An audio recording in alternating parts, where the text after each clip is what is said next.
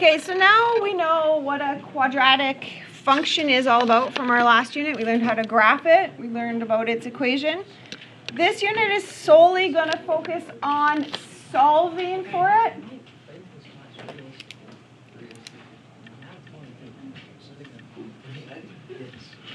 Okay, so when we are solving a quadratic, it's also the same thing as finding the x-intercepts.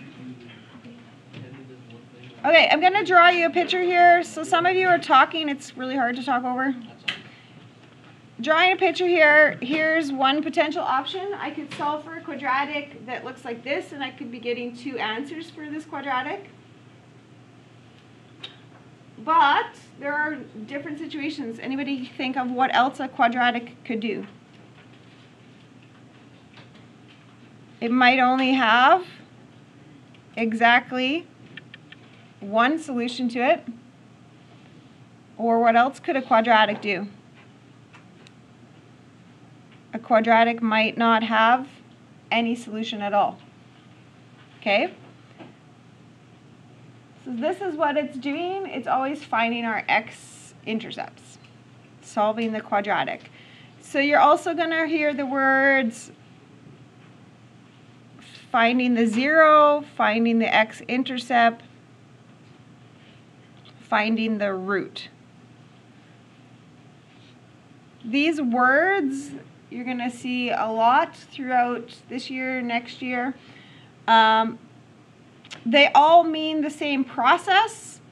It just means, for instance, the x-intercept is particular to the graph. Versus the root and zero, we're talking more specific to just an equation. But it's all doing the same thing. It just depends if you're talking about equations or graphs. So we're going to talk about the strategies to solving. So the first one is going to be called isolation. Okay, and isolation is going to be when there's just one variable. If you only have one variable in math, you can isolate it, get it alone.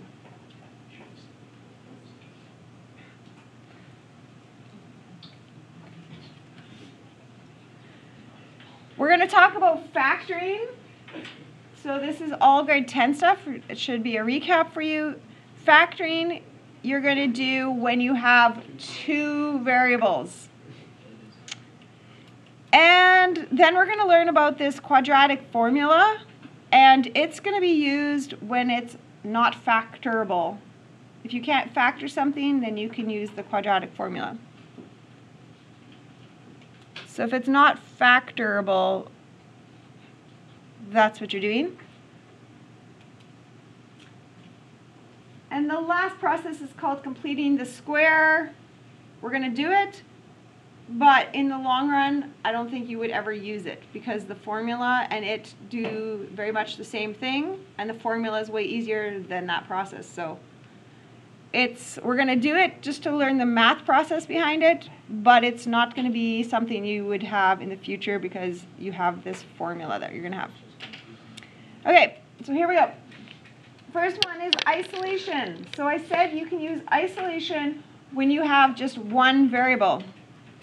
Okay, so here I only see x squared. That's just one variable, so I need to get it alone. So I'm going to add 49.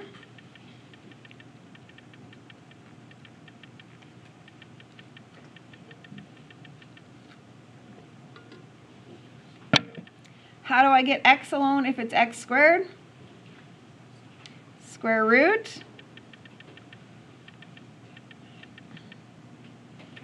And what do you think the answer is? 7? Nope, that's not the answer. X equals 7. Nope, that's not the answer. It's part of the answer. It's not all of the answer. What's that? What's that? Yes. Negative or positive 7, exactly. So I'm going to ask you this. Does 7 squared make 49? Yeah, that's an answer. What about, does negative 7 squared make 49? Yeah. Is it a big deal to forget? Yeah, that's a big deal. If you were to graph this, do you even understand what this minus 49 does to a graph? What would minus 49 do? X squared minus 49. Does it move up, down, left, right? What does it do? It would move down 49. So if your parabola is way down there at 49, what are the x-intercepts? Oh, that's why it's very important to not forget that, plus or minus. So you're going to probably see me, this is how I would write that.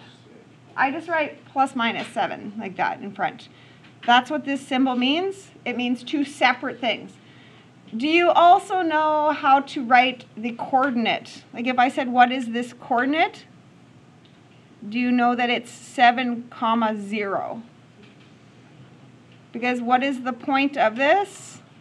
The point of this is to make a y value of 0. That's the point of it.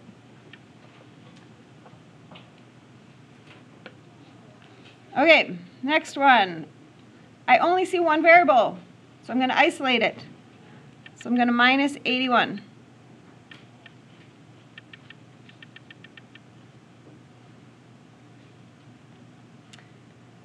M squared, but I want m alone, so I'm going to square roots.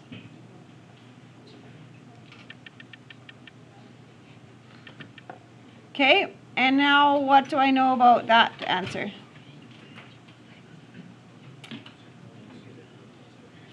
Square root of negative 81.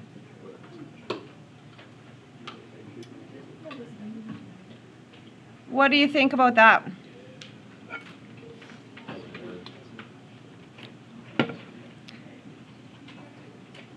Can you square something to make a negative value?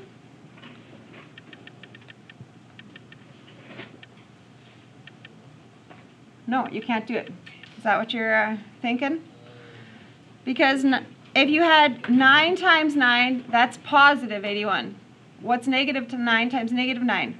Positive 81. Can you ever square root a negative value? No. Okay, so it's not possible, but I need to write something. So what are the x-intercepts? There's no solution for them. So you have to physically write that. You can't just leave it and move on. You have to write that. Okay, let's think about a graph, just to connect your brain here. What does the parabola shape do if it's plus 81? What kind of shift work does that do, transformation-wise? It's a parabola that has moved up 81. So where's the x-intercepts? There aren't any. Okay, and this one, so x squared, I'm going to get it alone, so I'm going to move 22 over. I need x alone, so I'm going to square root.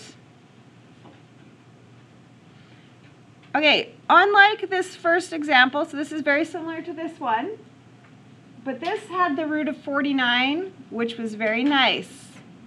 What do you think about the square root of 22? Decimally, right? Not as nice, so I'm going to leave it. Obviously, root 49, I could change to a 7. Root 22, it's a decimal, so I'm actually going to leave it. But what do I also need to include? Plus or minus. So it is the same idea as this, it's just that the number didn't work out as nice.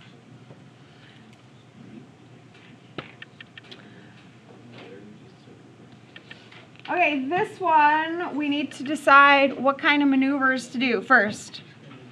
So we need to get this b alone eventually. What do you want to do? Do you want to do this 2, the 5, this 3, or this 2? Which one do you want to go first? You should have picked to get that one out first. So add 2.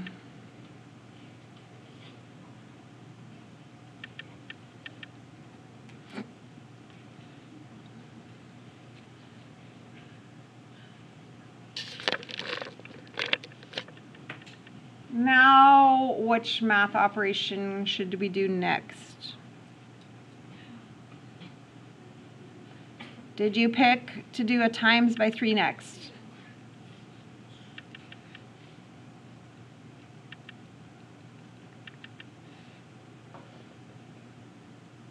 Okay, so the times by 3 just gets rid of the bottom 3. That's it. That's all it did.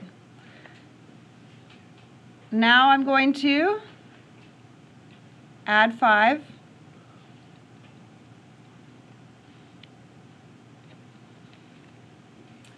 Then divide by 2.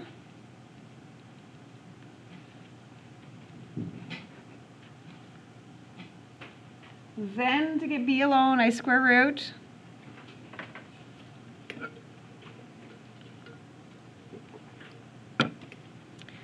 And my final answer is going to be 4. Is that the answer? No, it's plus or minus 4. Could have been either one of those would work. Okay, plus minus.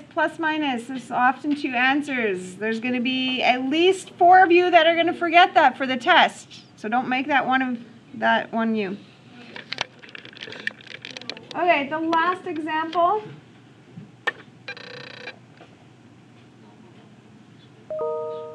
So on this one, I only have one variable. X squared is the only variable I see in this whole thing. Doesn't matter where I see it, but it's the only one I see. So in this example, the idea would be to collect those terms together. So I'm going to move that over to collect them together.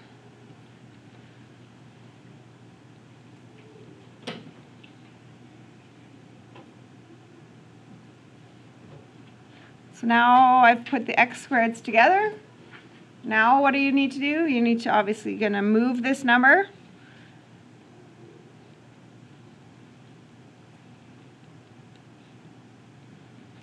Divide by 2.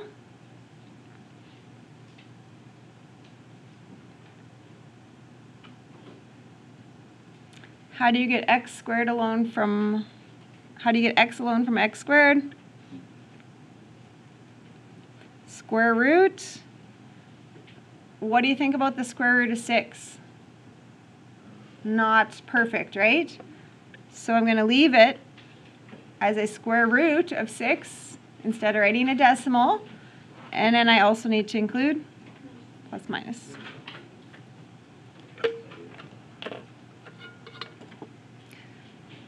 Okay, we're going to do a few more here because these should be quick ones. So starting out with factoring, a lot of this is the review from grade 10, and some of it we also did last unit. Okay, so simple trinomials. I think you're already professionals at that, right? How do I know when to use factoring? It's if I see 2 variables. So I see x squareds and x's. Those are 2 different variables. Did you know that? Even though they're the same letter, they're different things. Think about this. When you have this square footage of something and linear footage of something, are those 2 different things, or can you add them together? No, you can't add square footage area and linear footage. You can't add that together, so they're different. Okay. The next important thing is every time you factor, you have to have it equal to 0 on one side. Okay, simple trinomial. What are our rules? Undo the FOIL. So factoring and FOILing are opposite. So first times first has to make x squared. Last times last has to multiply to -15, but the FOIL outsides need to combine to +2. So you're trying to get values that multiply to -15 and add to +2. Can you think of something that would do that? So you should never get factoring wrong, because you can always FOIL it. So look at does my first times first make that? Check. Do my outsides and my insides combine to the middle? So negative 3x plus 5x, check. Does the last times the last multiply to that? What else do you need to include? I will deduct points if you forget to write 0 there, because you can't turn an equation into an expression. And now you ask yourself, what value makes this bracket 0? What's the value that would make all that 0 that there? Negative 5 and 3. Okay, next one on your own. See if you can get it. What multiplies to the end, adds to the middle. Go ahead.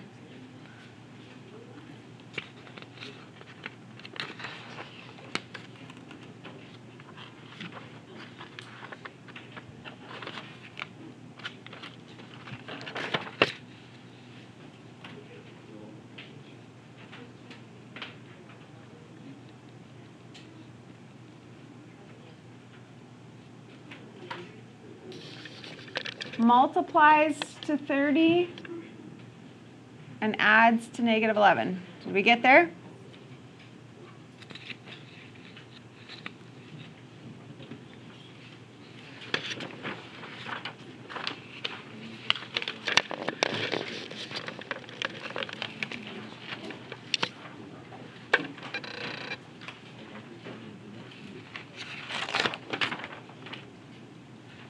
Okay.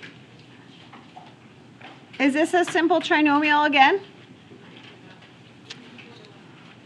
Is this a simple trinomial?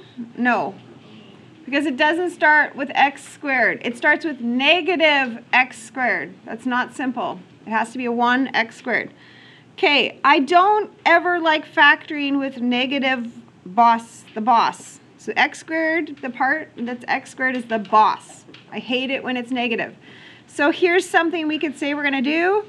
We're going to times all things by negative 1. Is that legit? Can we do that?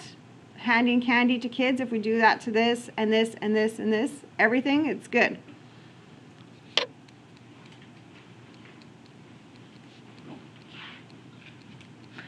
So if we just times every item by the same thing, it's going to be fine.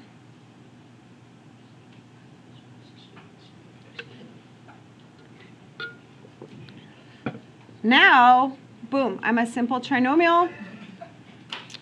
So x multiplies to 22. Multiplies to 22.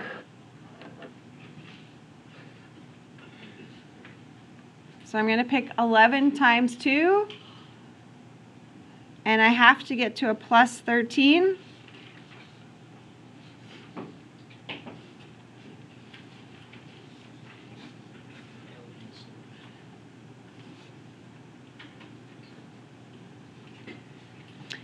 So what does this look like? Well, x-intercept at negative 2, x-intercept at negative 11. What's the only thing that changed from the original? We just had to remember that our original was negative. Okay? We changed the direction when we factored. Okay? It's not going to change your number values, but we just had to remember that we changed the flip.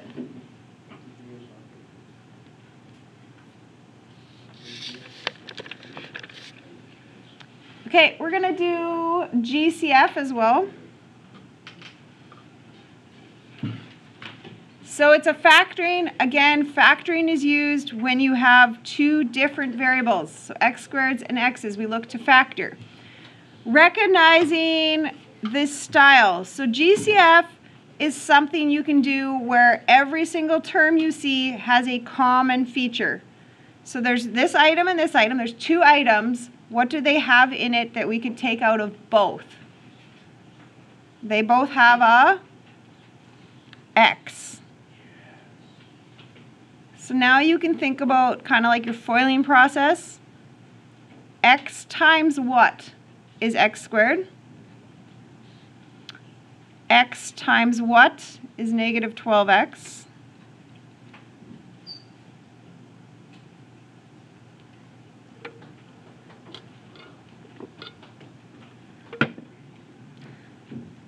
What makes this multiplier 0? If x was, anybody know this one? 0. If x was 0, that would be 0. Or if x was 12, that section would be 0.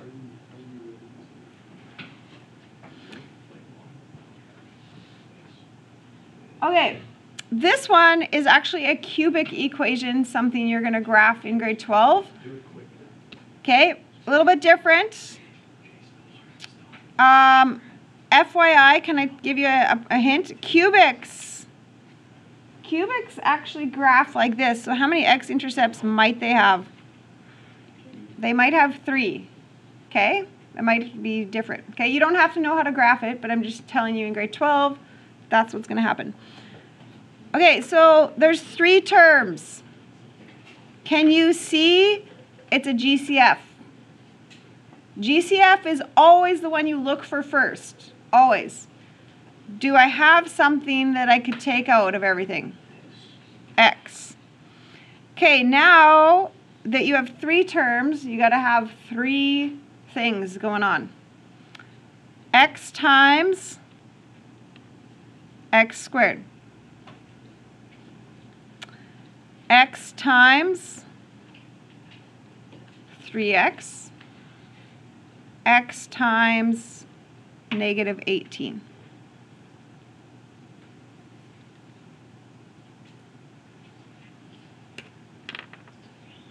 Oh, look at what we have here. What's going on with this part? Simple trinomial here. We know how to do that. So multiplies to x squared, xx. Multiplies to 18. But you got to make a 3 out of it. Which values of 18 multiples are you using? 6 times 3.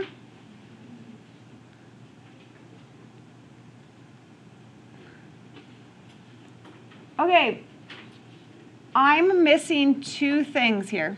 What are the 2 things I'm missing? Can anybody spot one of them? 0. I forgot to write equals 0. And I forgot the x in the front. You have to just bring that along. You can't forget about it. So like I hinted to you, there's going to be 3 values because it ended up being cubic. So the 3 x-intercepts are 0, negative 6, and positive 3.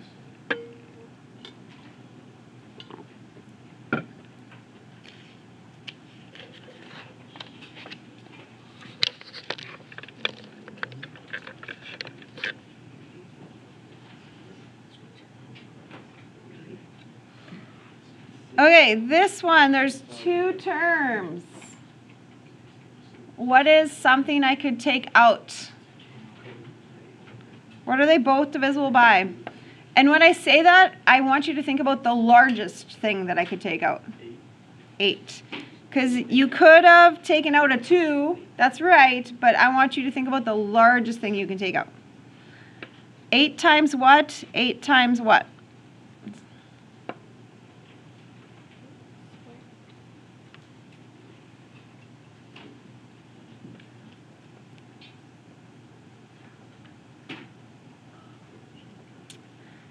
Okay.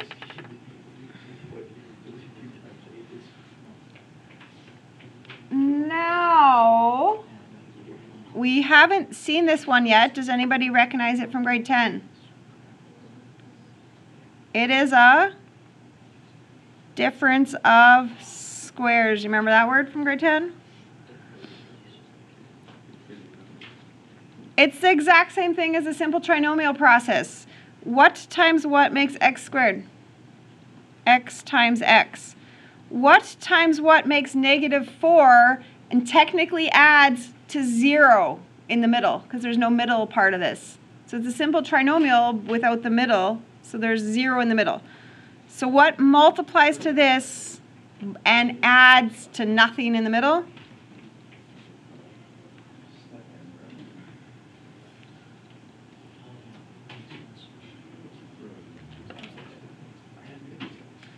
Okay, I'm just going to show you why also again that plus minus thing. So if I was solving this, I actually could have also isolated this one. Do you see why I could have isolated it as well? Because there's only one variable in this. So don't write this down, just watch. So I could have added 32. And I could have divided by 8. And then when we square root, we were supposed to do a plus or a minus 2. And now look at, like that plus minus thing. Can't forget it because it's a big deal.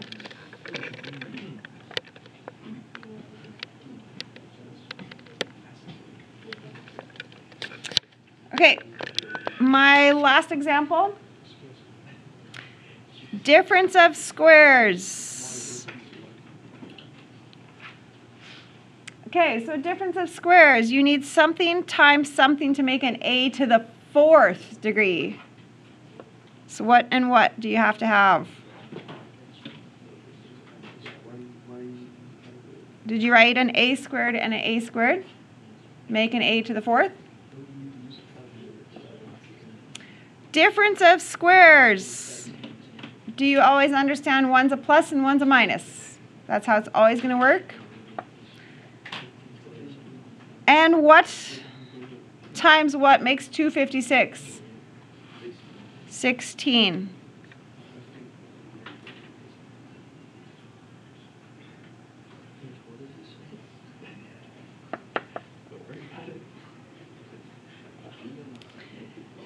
Okay.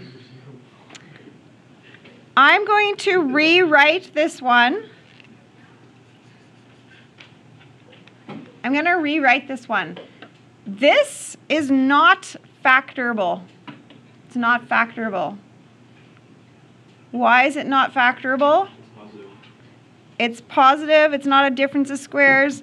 Can you think about this as a graph? It's up 16. Is it ever going to cross the x-axis? No, there's going to be no solution for it. You can't have negative 16 here because you can't square something to be negative 16. It's not going to work. But this one does something else. What can you do there? You can do a difference of squares on that one.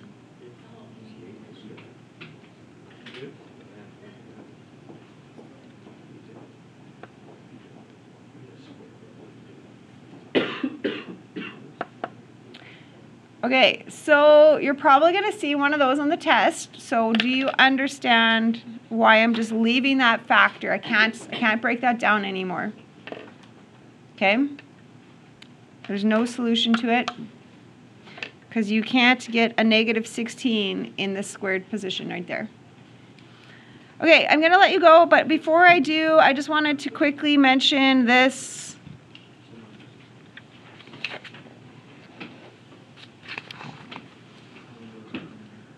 What would you do if this was on your homework?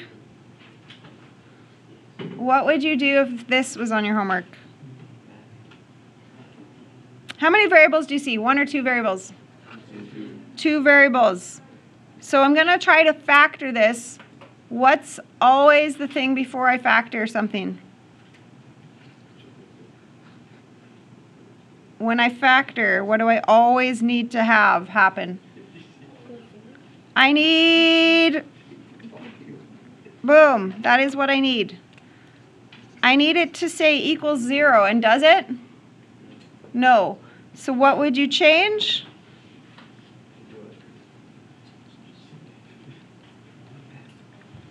Okay, and then you can figure it out, okay? But just as a note, right? You always have to have a 0 to factor.